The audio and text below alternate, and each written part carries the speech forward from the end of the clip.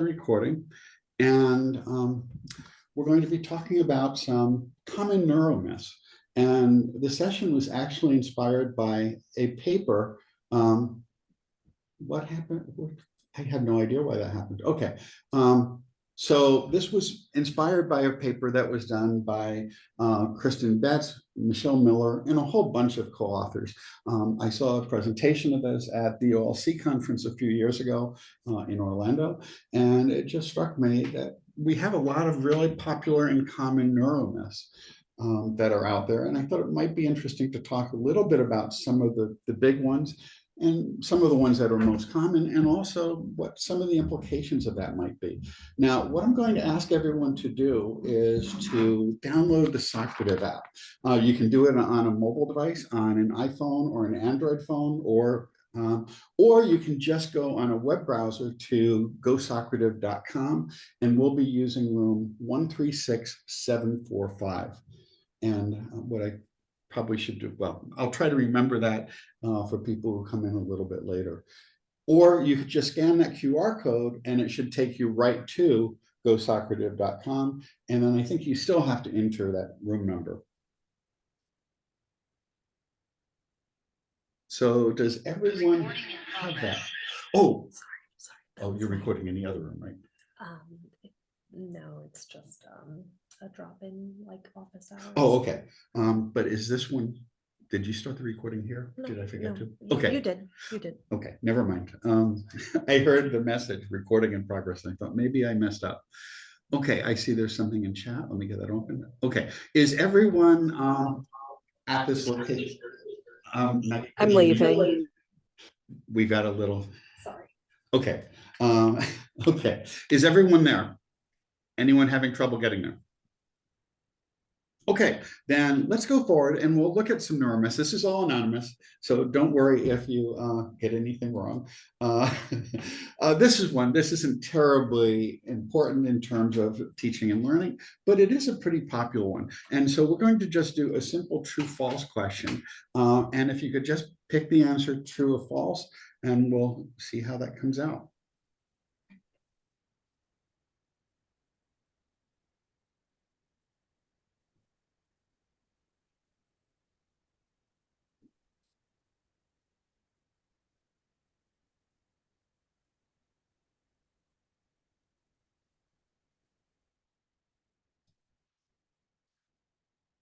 Okay, well, what we have here is, I think it looks like, has everyone voted?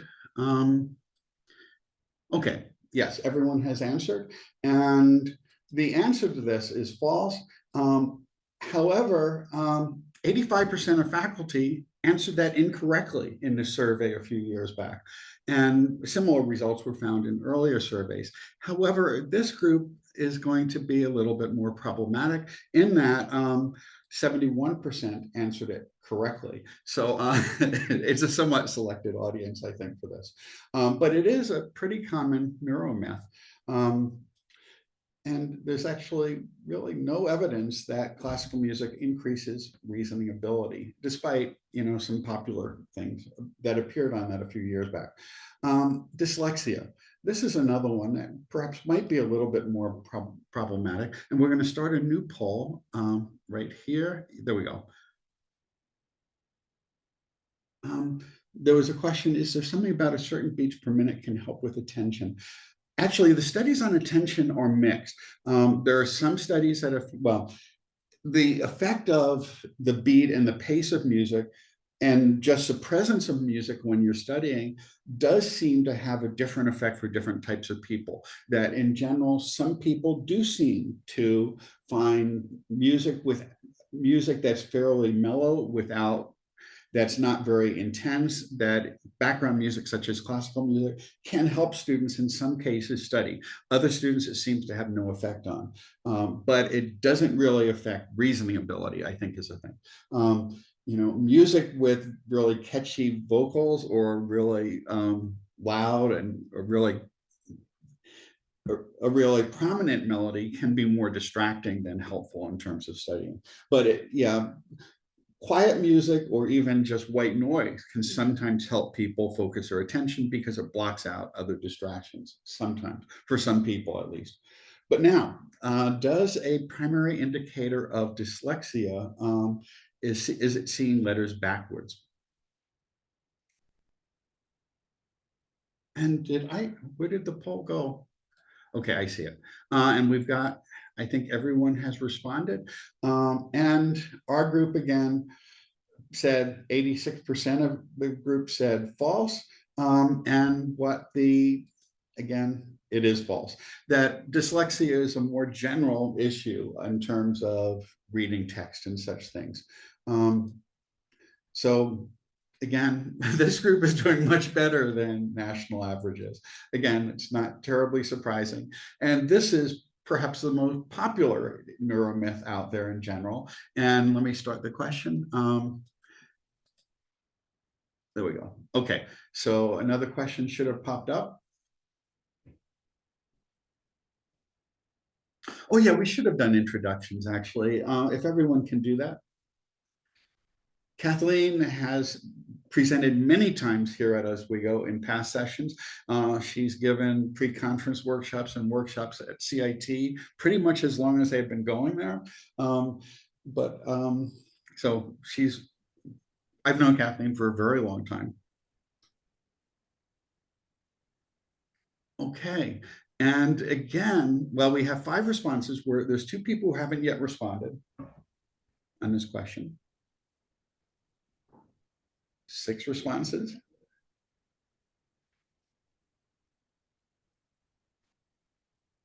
This one was too easy, John. Well, some of them are, however, if you look at the numbers for faculty in general, as well as for, they also looked at administrators as well as instructional designers, and most of these, a majority of the populations got wrong. Okay, we still only have 6, but most people here said false. And again, that is in fact false. That in general, but 74% of faculty believe that learning styles are important. And we actually have a number of people on campus who give learning style inventories to their students. And part of that's because the New York State teacher exam does require students to be able to state that this myth is true on their exam in order to become teachers in the state of New York. And in fact, a majority of states include questions about the importance of teaching to preferred learning styles, despite the fact that there's really never been any evidence in support of learning styles. And this is one that I, in particular, find relatively troubling because when students believe they can only learn in certain ways, I usually hear this from students when they say, well, I can't learn this way because I am a kinesthetic learner. I have to do things hands-on. And working with graphs and equations is something that they see as being not a hands-on activity. Or they say, well, I'm a visual learner, and therefore I can't really learn from reading the textbook or, the online textbook and so forth. And they buy into this. And there was a recent study done by, the last name was Nanskaville. We had a podcast episode on it about a month or so ago, which actually did a study where they had conducted a study that found that parents and students and teachers believe that students who were identified as kinesthetic learners are less capable of being successful in college, less likely to go on to college. So the students themselves believe that this is important. Learning preferences is a phrase that a lot of people use to kind of bridge the gap. And students do have learning preferences. But it would be really helpful if we could convince students that that perhaps they should be willing to try learning in different ways and using experience where, well, more generally, what we do know is that multimodal instruction is extremely effective, that providing information to students in multiple ways by watching videos, by reading, by engaging in activities where they're applying the concept, giving students multiple ways of approaching concept is very effective. presenting things in only one way, in only one modality, is not very effective. But it's more effective for everybody, basically. And what the research has done essentially is they've given people any of the learning style inventories out there. They've tested students for learning styles. Then they face them with instruction in a particular modality. And what they find is that students who are visual learners do not do better or worse than any other students when they're given a presentation in a visual format. Students who are classified as kinesthetic learners do not learn better or worse than students who are not identified as kinesthetic learners when they are given a hands-on activity. And we do know that there are certain types of instruction that are more effective in certain things. For example, if you're going to be learning a language and being able to read in a language, certainly, reading can be really important. If you're going to be taking a class in art history, for example, or in art appreciation in some form, visual instruction can be really important, but it's important for everybody. And I think Kathleen just mentioned that a student said they're a YouTube only learner. And, including YouTube videos in your classes is really useful, but there are not YouTube videos yet for everything. There's a tremendous array of them out there. And in pretty much all of my classes, I do include YouTube videos as supplemental materials in addition to videos I've created, text, and things we do in class. But it would be really nice if students do not limit themselves or see themselves as being limited because at some point they were identified as a particular type of learner and they become convinced that they cannot learn in other ways. It really tends to discourage a growth mindset, which can be effective, at least in many studies. Okay, now another thing is whether people are left-brained or right-brained. Again, this probably doesn't apply. Well, it does apply a bit to learning in pretty much the same sort of way. The quote that they used was, "Some of us are left-brained and some are right-brained due to hemispheric dominance, and this helps explain differences in how we learn." I forget which, but I think it's right brain makes you better at cognitive tasks and so forth, and left brain is more artistic. I forget. Other way around, but Oh, okay. That does not mean it's true, by the way. You should, Right. Okay, well, and again, this group is kind of ruining this whole thing. Well, we did lose a couple people. Okay, well, no, we lost one person. And everyone has answered and everyone got it right. It turns out there really is no difference there, that, pretty much all the brain is used. However, 72% of faculty believe that some people are creative and some people are better at thinking things through and so forth. And, and many students believe that too. It's one of the factors that leads to this barrier where students say, well, I'm not good at math because I am was it right-brained, left-brained? I forget. So yeah, I can't do this because I'm right-brained, or I can't do this because I'm left-brained. And when you look at the areas that are activated when people engage in certain tasks, there's no real pattern in terms of right or left brain in that sense. So in any case, it's a bit problematic that people see themselves as being limited. Now, another thing that comes up, and this goes back to actually some early studies that were done, I should note, and it's this question of, we only use 10% of our brain.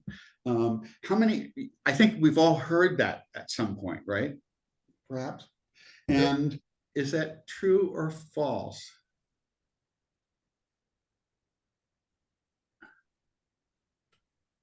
Got 5 responses. We've got, okay, everyone's back. We've got 7 responses and everyone said it's false. Okay, and in general, what happens is that is false. And the reason, but again, 72% of faculty in that survey globally believe that that is true. And it goes back to an early study with electrodes attached to the head that measured brain activity in only certain portions of the brain, in large part because the tests were not particularly sensitive at the time.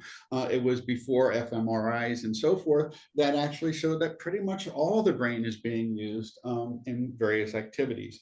So, it's not like 90% of our brain is being sitting there idle and not being used. The whole brain is available, and the brain is pretty flexible. I had a student once at Duke about 4 or 5 years ago who actually was born with only half a brain, and I didn't know that until the end of the term when the parents were asking about his ability to recall things, because apparently early on in his life he was having some issues with recall because parts of the brain were missing, but I didn't notice any issues with that. He was one of our top students, and the brain is remarkably flexible in terms of using different areas for different tasks and so forth. Again, there are areas that are used for various sensory purposes and so on, but in general, we use all of our brains, or at least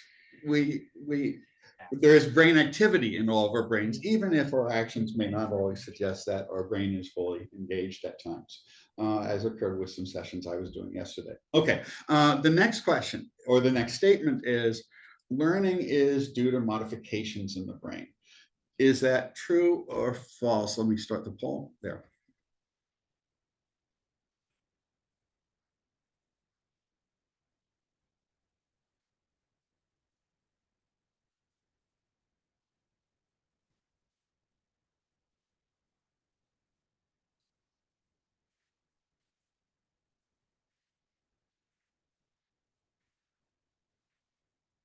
We got 6 responses.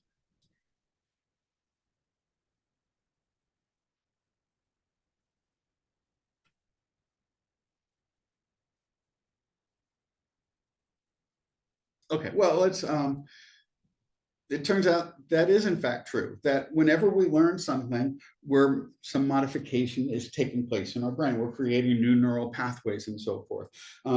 There was that book about, does Google make us stupid or whatever? I forgot the title of it. Basically, we had someone in one of our departments give a presentation on that early when I was first working at Cell, because he really believed it was, because it shows that different areas of the brain were developed in people who were using the internet more.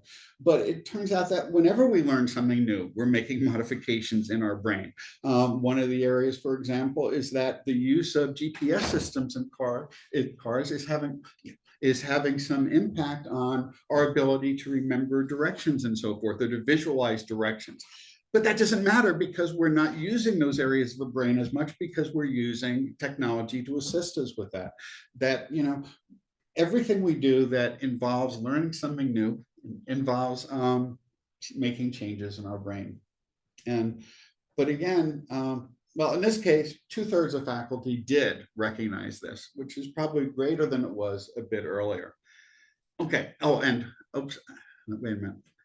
So, but for our group, most people got that. Okay. Now the next question is, or the next statement is, learning changes the shape and structure of the brain. Learning is due to modifications in the brain.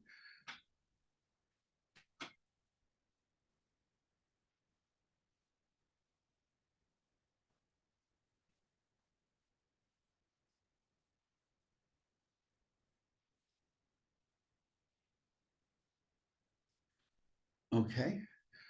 And we have 71% of our group saying false. And it turns out it is true, in fact, that there are changes in the structure of the brain in response to, as Natasha said, synapse development and so forth. So this is, again, this is, it's similar to the last thing, basically. Okay, the next question. Okay, now this is more, these were their learning, the next set of questions were about learning, which more directly relates to teaching and learning, which is what we're building to here. So let me start that poll. Okay, so does rereading course material serve as an effective strategy for learning?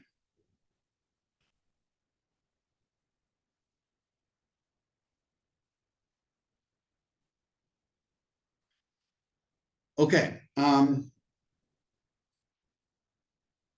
2/3 of our, well, 83% of our group said it's false.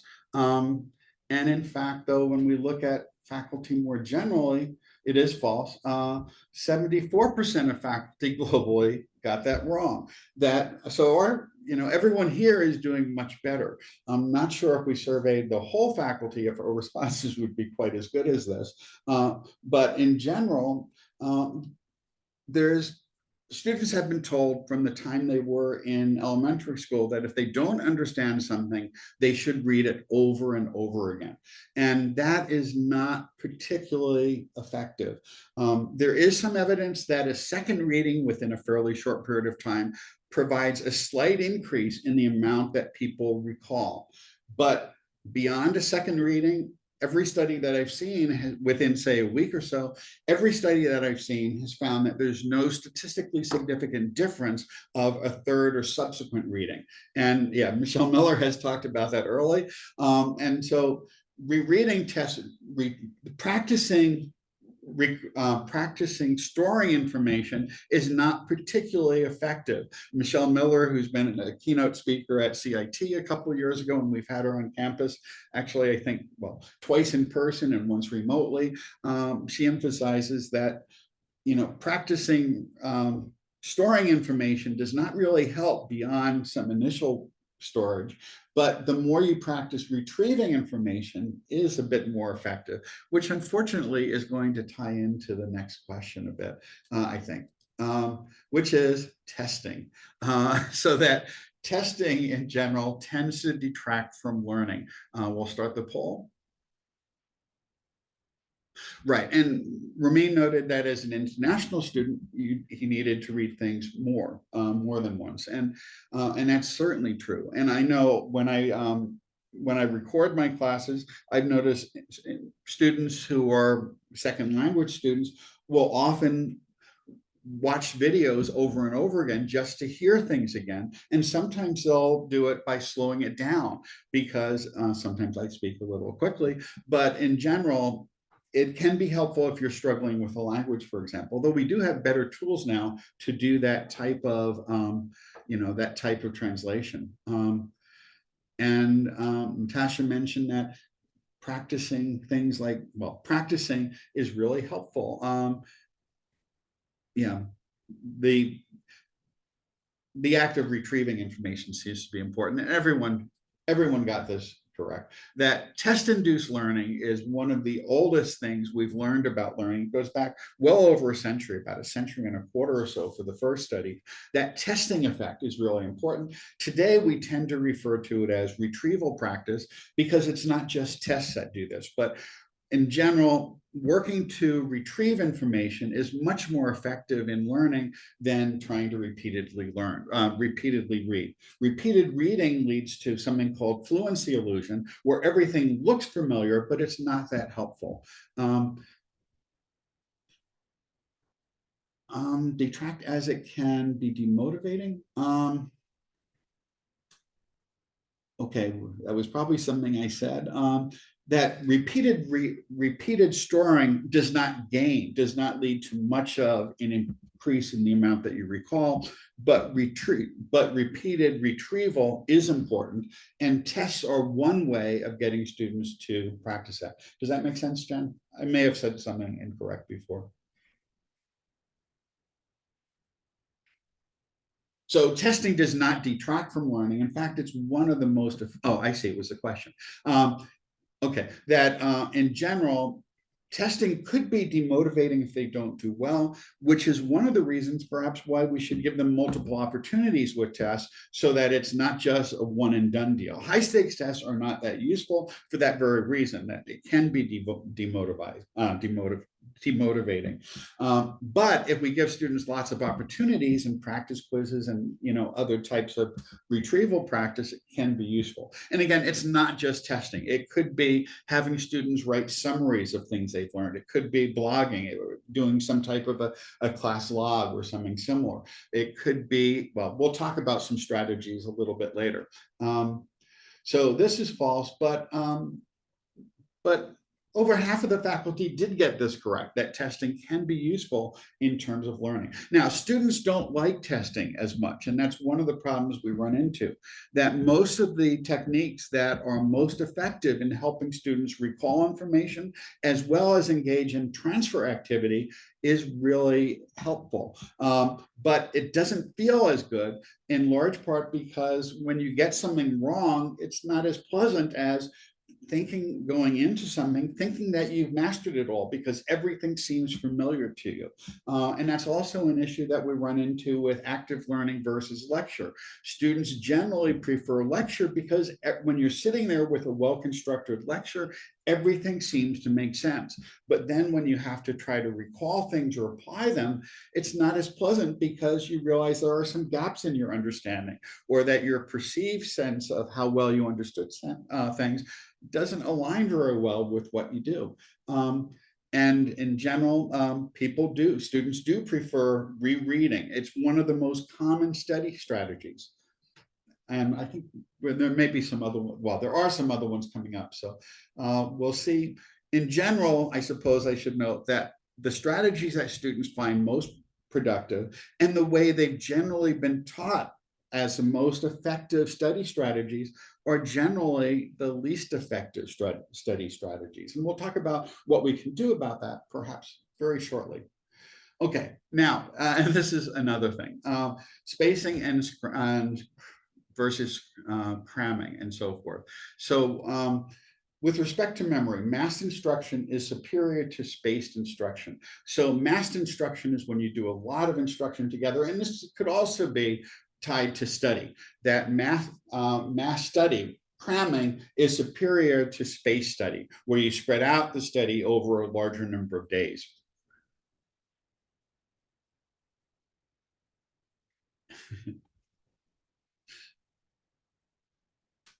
Now, yeah, Kathleen Gray, I think that's about this one, that students don't necessarily believe this. There's two issues here. One is whether or not students believe this is true, and the other is whether or not they practice this. And I did start the question, didn't I? I lost track. Well, in any case, I think so. Everyone said false here. Okay. And it is in fact false. That spaced practice, spaced retrieval is much more effective. And there's a number of ways where this has been studied. In one of the classic studies, students were given a series of presentations. In one case, they were, I believe it was 6 days in a row. In another case, there was a week between them. And in the next case, there was a month between them. And then they were tested a month after the last time they worked with this material. And what happened is when students had a day between their classes, they were tested at the start of the next day's class, and they did pretty well. And when they were tested at the end of the 6 days, they remembered things pretty well from those 6 days. But when they were tested a month later, they had forgotten virtually everything that they had learned. When at the other extreme, when they had a month between each of the class sessions, they didn't do as well when they were tested at the start of the next class, but when they were tested at the end of, well, a month after the end of that 6-month period of instruction, they remembered things much more deeply. And there have been hundreds of studies, maybe even thousands of studies on this now, that the more you practice spacing your study, the more you're able to retrieve. And this is another example is 2 weeks, as Kristen notes, intense language instruction versus a semester of less intense language instruction. It's much more effective when you spread it out over time, which does raise some questions about the efficacy of our 3-week winter or 2 or 3 week winter courses or 3-week summer courses. In general, when studying is crammed together, people end up doing pretty well, remembering things in the short term, but the amount they recall a month or so later is dramatically less. And there have been many, many studies of this.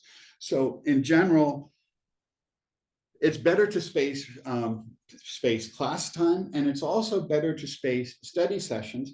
But here, many students do recognize this. One of the things I do in my class, in my intro classes, is use something actually Judy Littlejohn and I have been doing this for about 7 or 8 years now, a little low stakes discussion forum where students are exposed to some of the evidence on this, and then they're asked, to respond to this and so forth. And I always get about 10 or 15% of the students who believe that cramming is better for them, that when they spend a big block of time studying things, they believe they learn it better. Most students, though, will say they recognize, and they've been told often, that it's better to space out their studying and not cram right before an exam, but they do it anyway, which is another issue associated with procrastination. And actually, Kristen had a workshop on that earlier this week, which is recorded. So in general, though, most faculty did recognize that space practice and space instruction is better. And here, 100% of our group did. Photographic memory. This is a term which pops up all the time, which people often talk about. And it states that human memory works much like a digital recording device or video camera in that it accurately records the events we have experienced.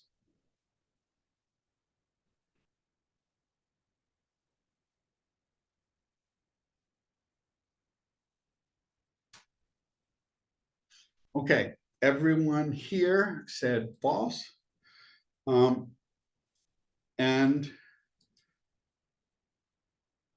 most faculty in general did recognize that that's not true. There's so much evidence on this in terms of eyewitness testimony and other things that, our memories do vary over time and so forth. Okay, imagery. This one may be a little tougher. It's not something we talk about as much. If you use decorative graphics, the statement is they can enhance learning when applied to course materials.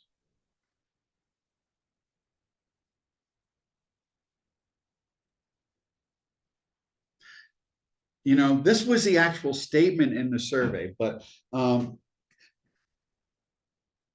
it is ambiguous, Jennifer. I'm sorry about that, but I'm just taking the verbatim questions because we could interpret them as just being entirely irrelevant, or we could interpret them as being somehow tied to what's being discussed. It turns out, though, I don't think it matters.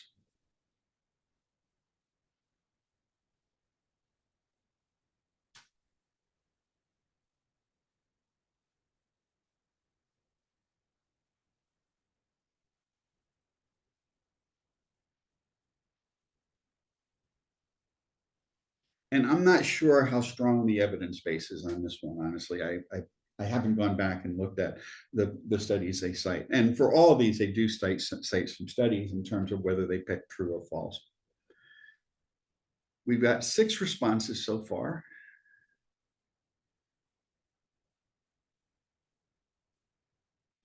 Well, and our results are a little bit mixed, and I think some of that's because of the ambiguity of what is considered a decorative graphic. Put that a little further out.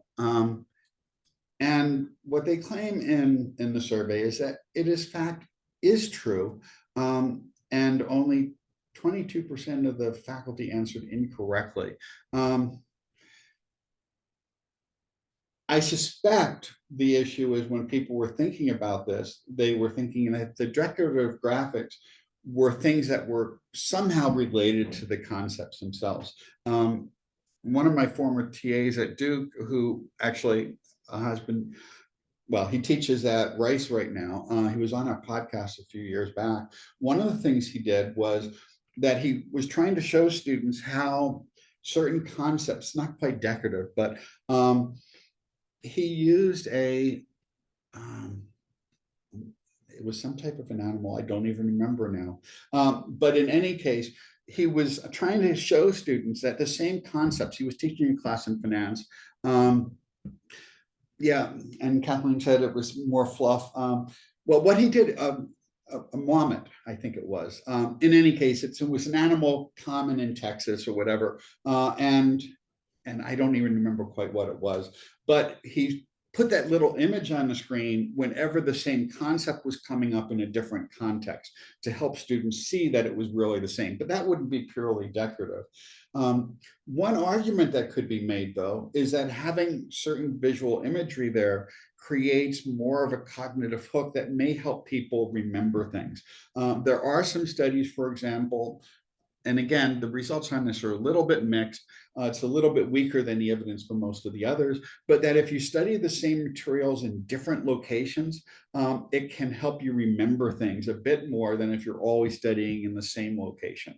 And again, I'm not sure how much faith to put in that, but the same thing might be true by having perhaps even just decorative graphics on your slides. It might help people. I don't want to build too much of a case on this because I'm not really that familiar with the evidence. Does anyone have other interpretations of this? To me, it taps what you were saying before, partly a little bit about multimodal learning and partly a little bit about just attentional refreshment.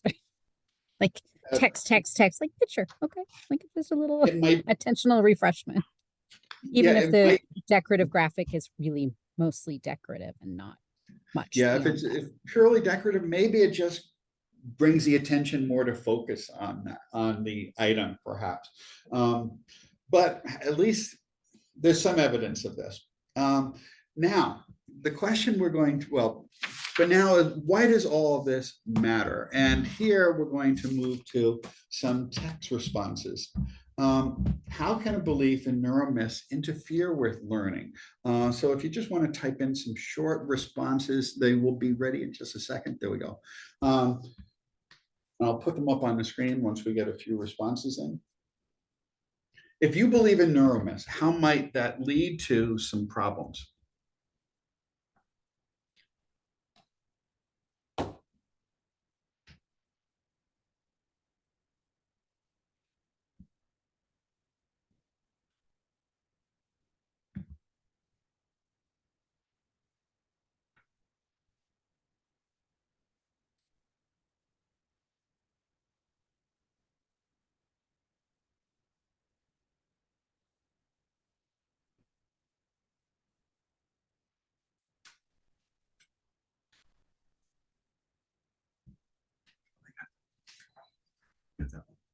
Oh, you did.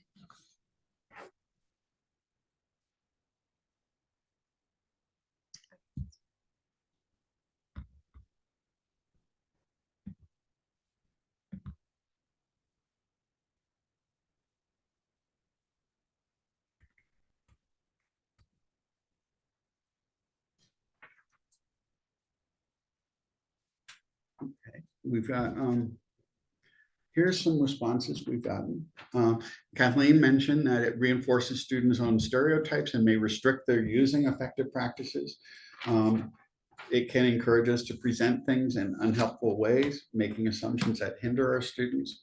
We might design learning experiences that are not effective because they're based on myths about how people learn, and it takes time away from effective experiences.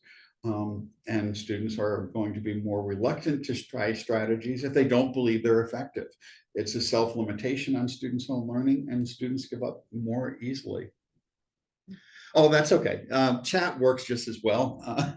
I wanted to give everyone the opportunity to do it anonymously, so which you can also do, I think, in chat too, depending on how we set that up. Okay.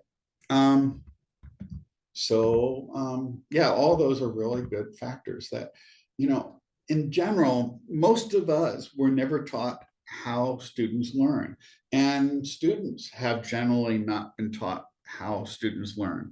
And most of the teachers of students in K through 12 have not been taught how students learn. And because of that, students tend to adopt learning strategies that perhaps will be not as effective as it could be, as they could be. But also, before we talk about this, before we have this question opening up, are there some ways that we design our courses perhaps based on neuromyths or based on, tradition, habit, and so forth, that may actually encourage some of these practices? In general, for example, Why might students engage in cramming? Are classes designed to encourage students to engage in space practice? Are they designed to encourage students to engage in retrieval practice, for example? What might we do in terms of course design that would encourage students to adopt learning practices that are more effective in helping them learn, or more efficient? Because if students are using ineffective practices, they're wasting a lot of time in perhaps doing well on their exams, their immediate exams, but perhaps not encouraging them to learn things for long-term recall. What can we do in our course design? There's another poll open. I think, yeah, another poll open that will, what can we do to perhaps better align our course design with what we know about how humans learn?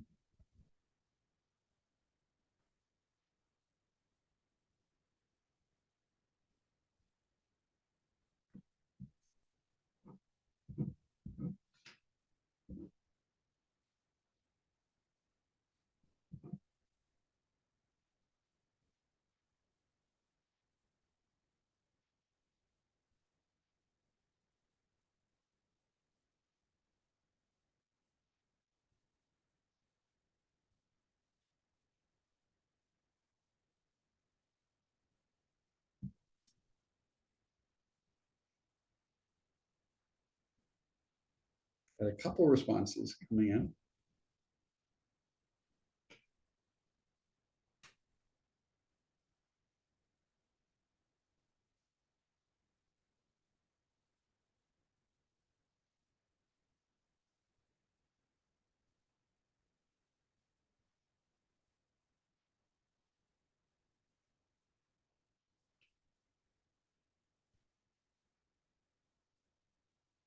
We've got a good mix of responses so far. If there's anyone who wants to respond who hasn't, just go ahead. Using content delivered in multiple ways. Multimodal instruction is effective, and we don't always do that. Spacing out exams and include collaborative testing. There's a lot of things there. That spacing exams so that students don't have just three exams, or 3 exams and a final, or 3 term papers, or 1 big term paper, and so forth. That spacing things out, scaffolding work, and spacing things so that students are more regularly engaged in content can be really effective in encouraging long-term recall. Collaborative testing is really helpful. That could involve, group exams. It could involve 2-stage exams where students take tests individually and then separately.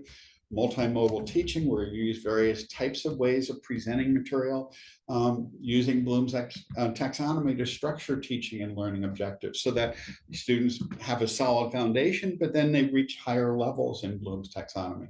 Adding variety to teaching techniques. Again, multimodal learning can be effective and can help reduce boredom in classes and so forth. Building assignments that force spiraling rather than one-offs, where students are coming back to the same topics at higher and higher levels. That can be really effective as well. Lots of retrieval practice, multimodal learning, explicit instruction in learning strategies. All those things are things that most of our classes don't provide, and most of our students have never been exposed to in terms of learning strategies. And I think we really could do a lot better on that. And the evidence suggests, by the way, that interventions on this are most effective with the students who are at the greatest risk of failing. That, providing more explicit instruction, providing more reflection, providing more practice, all these things combined with more transparency in the assignments and so forth have all been shown to reduce some of the equity gaps that we generally observe. So, all these strategies tend to benefit everybody, but the largest benefits go to the students who in general tend to be struggling the most. Okay, moving on to the next question, which is, there's suggestion about providing more instruction to students, but how can we do that? Let me get that poll open. Sorry, I've gotten out of practice. I haven't used Socrative since last summer, and I've gotten out of practice.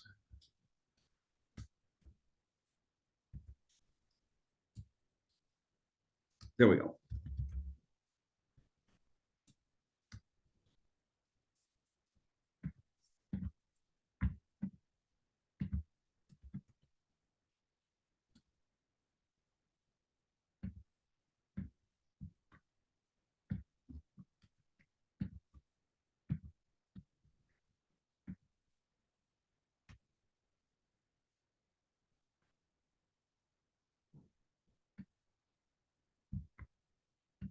Some of that was already addressed, but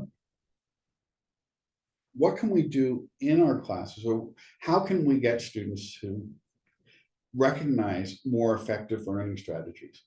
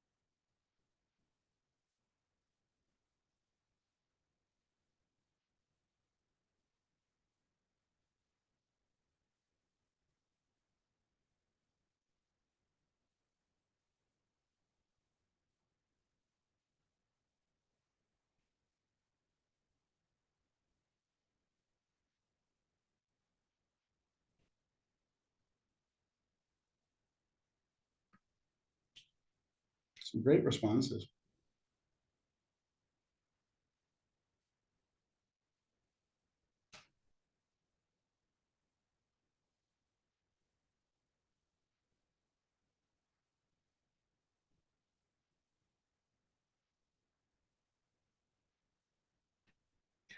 If you're typing one, continue, but want to show the ones that we have here. Modeling techniques in class pace, limited beliefs, lack of trying, variety and growth, modeling technique, modeling some of the techniques in class, and pacing and being flexible and so forth. All those things could be useful. And this is really, I think that the second one is a really good strategy I'd like to do more of, provide opportunities for them to experiment with different learning strategies without a detriment to their grade, so they can see firsthand what works for them. Let them try various things and compare the results and do some analysis of what really works better. Creating activities for students to reflect on how they study. That can improve student metacognition, which can be really helpful. And also designing learning opportunities such as testing and assignments where they're practicing, where built into the structure of the assignment, they're practicing these effective learning strategies and being explicit about why you're doing that. That, students tend not to enjoy frequent testing and so forth, low stakes tests or no stakes tests. But if you remind them of why it's important and let them see that it in fact does increase the amount that they recall later, that can be helpful. And building in mini experiments in class where they do commonly ineffective strategies and then more effective strategies, and then they can see the difference in the results and performance. That's a really good way of addressing this. Make it explicit. And also just talking about the purpose of the assignments and the assessments, letting them know that it's not basically just about it's not busy work that they're doing, that the things that they're doing are actually helping them learn and so forth, and explaining why the assignments are designed as they are and why the assessments are. That's that whole transparency in learning and teaching approach, for example, that has been found to be really effective. Have them use Socrative and data from the experiments to demonstrate it. So these are all things we probably could do more of. I know I'd like to do more of them. And, there's always trade-offs in terms of time, that we want to focus our time on the content. But, if students are only learning the content so that they can be successful on tests, and maybe not as successful as they'd like to be, that maybe spending some time on these other things could help students become much more effective learners, because we don't really want them to stop learning when our class is over. We want them to remember things that move on beyond that. Oh, secretive, sorry. Data from the experiment. Okay, that I haven't heard. Kathleen, could you tell us a little bit about secretive? I misread it. You didn't misread it. It keeps on spell checking me. Okay. That happens to me all the time too. So Socrative or any other I've used, well, all of them. And what I'll do is I'll do a typical thing, like, okay, let's do a quick test. We've done this once. And then 3 classes later, I'll say, now we're going to do another whatever, you know, Socrative or whatever. And then I'll say, now let's compare the data from when you did it once. And now what activities have we done? You know, since then, oh, that's retrieval practice. How were our scores? Were they better or were they not? Why? And the data talk to them. So yeah, when they can see it themselves in terms of their own success, or, you know, with statistics from the class, that's much more effective than us telling them that these are effective strategies, or even sharing a study with them. When they get to see it firsthand, that can be much more convincing. So that's pretty much all that I've got here, but let's open it up to more general. I think that's all I have here. Yes, that's all I have here. So let's let me stop that share and open it up to more general discussion. Other thoughts on how we can help students become more efficient learners? So I have more of a question for the group than I have thoughts. Well, I have a lot of thoughts, but that's besides the point. I'm trained as a software engineer, so computer science is my thing, and I can't remember anything. So it's just one of those things that, you know, when people talk about recall, has never been my thing. I mean, I can remember some things, but most of the time I'm finding myself recreating what I'd already figured out before.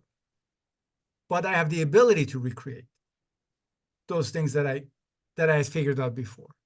And I instilled that in my students. I want them to be able to figure it out. I mean, there are clearly basic skills they need, but they need to be able to figure it out.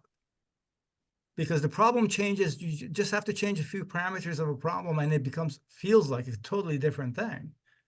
And they need to see those ways of succeeding in these different contexts, and hopefully then they take it in, and then they can use it when they get that $100,000 a year job and somebody gives them something to do. So that's different than recall. I mean, there's definitely recall, but it's different than recall. So I think we got to have some conversation around those really high order learning skills that the students exhibit in the Bloom taxonomy.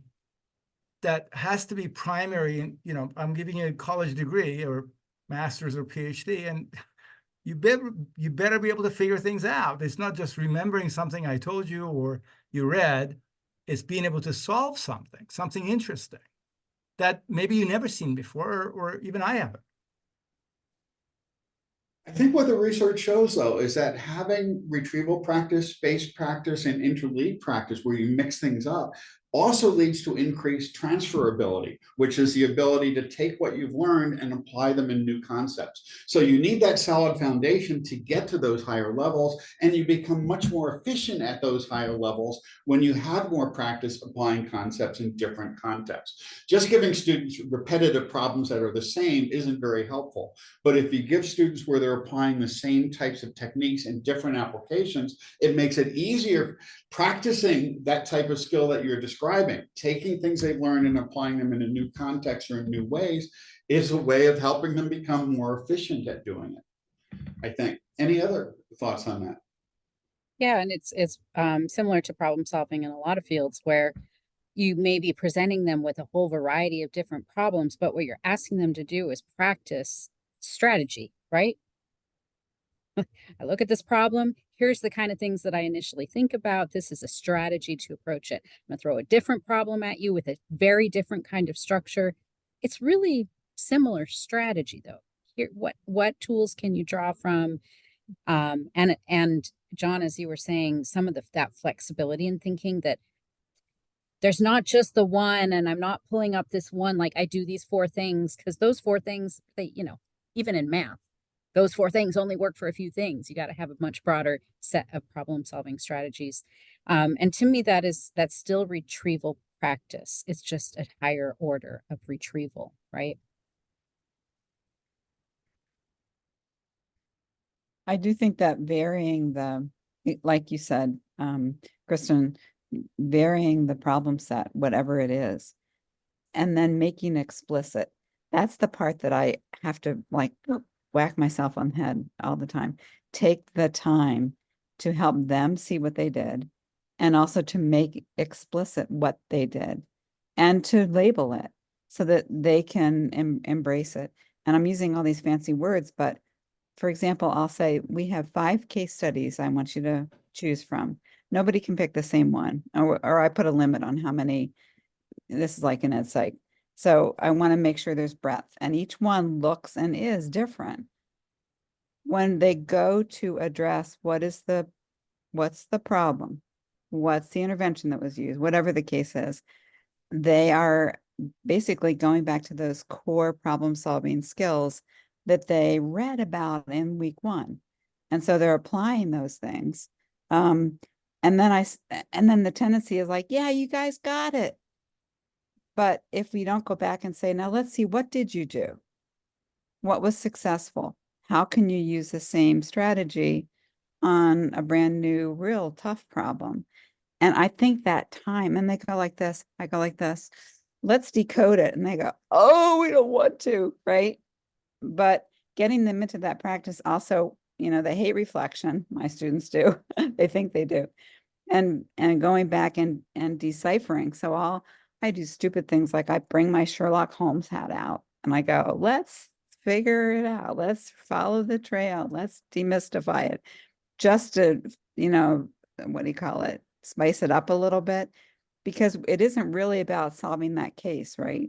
It's about having the strategy to do it, and then doing it enough so that you have confidence that you can approach a new problem. So I think that the CSI, this computer science stuff, we definitely don't want them to have just straight recall of anything, like memorizing poems or whatever. You want them to be able to use the core skills with a new problem set. So I think you're on the money as far as the variability. Thank goodness, because I can't remember anything anymore either. Any other thoughts or questions or concerns? We're approaching the end of time. We're stretching the end of time a little bit because we don't have a 12 o'clock session. So, So I just wanted to spend a minute talking about something I put in chat about reading something more than once. This has to do with the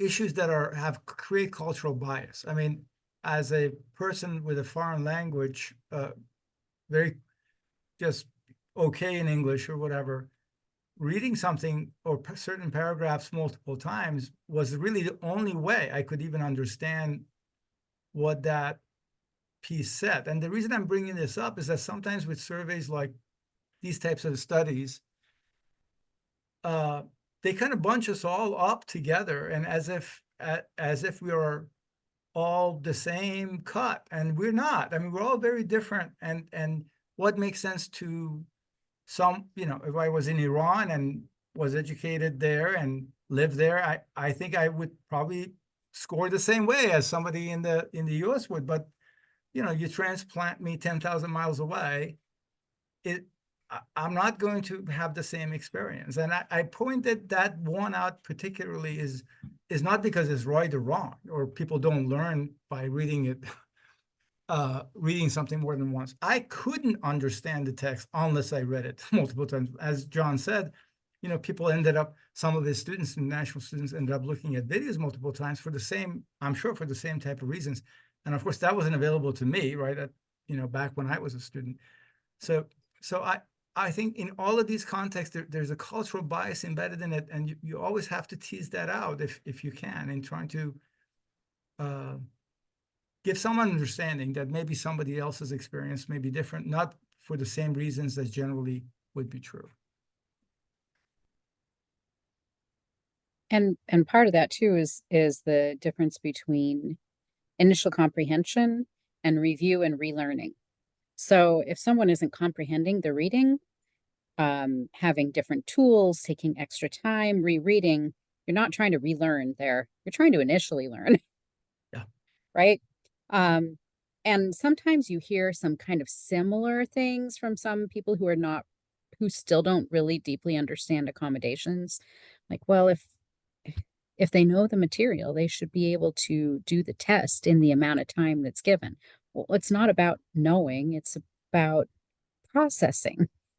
And if someone is processing it from another language or another, or they have a learning disability or something, it's not about learning and relearning and demonstrating.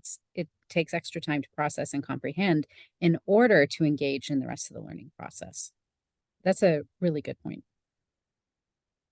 And this discussion, as well as a comment that Jennifer just posted in the chat, does bring us to how AI tools might be a little bit helpful. When students come in with different backgrounds and some of the readings are more complex or more challenging for them, and that would certainly apply to second language learners, one thing they can do is they can run it through something like ChatGPT and ask for a summary in plain language and so forth to help them develop that understanding, to make it easier for them to connect to that material.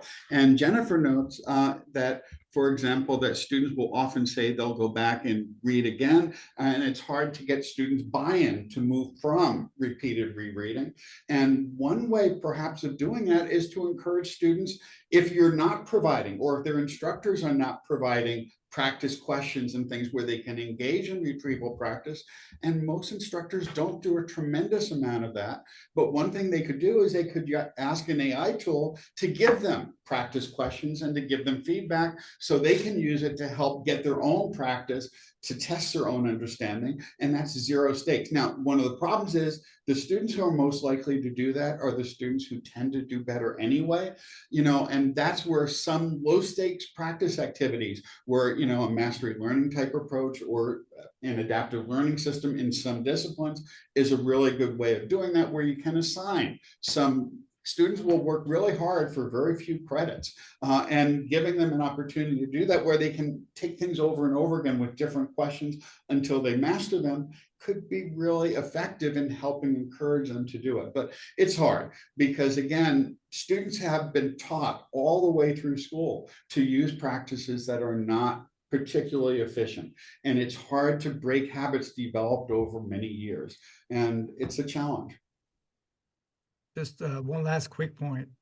Our first year course has become really important in situations like this, right? Because you are, in effect, trying to change people's mind about what they thought they should do.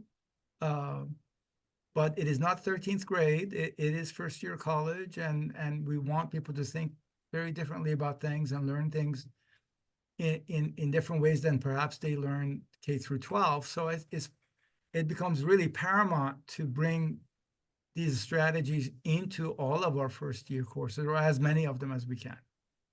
And I should note that now that Liz is here, Liz and I are working with Michelle Miller on building an intervention that we're going to be introducing, maybe on a pilot basis, maybe more, if we can get things really together quickly in the next day or two, to get an IRB proposal coming through. It may be a little late for that, but very shortly we will be introducing an intervention in our large intro classes that will attempt to do some of this and help students learn more effectively. And we're hoping to be able to do some follow-up to see what sort of an impact that has beyond the semester. So, but that's the topic for a future presentation. Hopefully.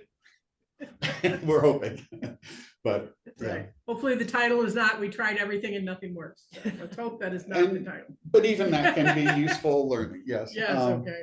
And a lot of the studies, by the way, of attempts to introduce students to more effective study practices break down, because students will often do it during the class, but it's really hard to build that persistence in, particularly if class design and other courses do not encourage them to use effective practices. So And that's why we do all these workshops.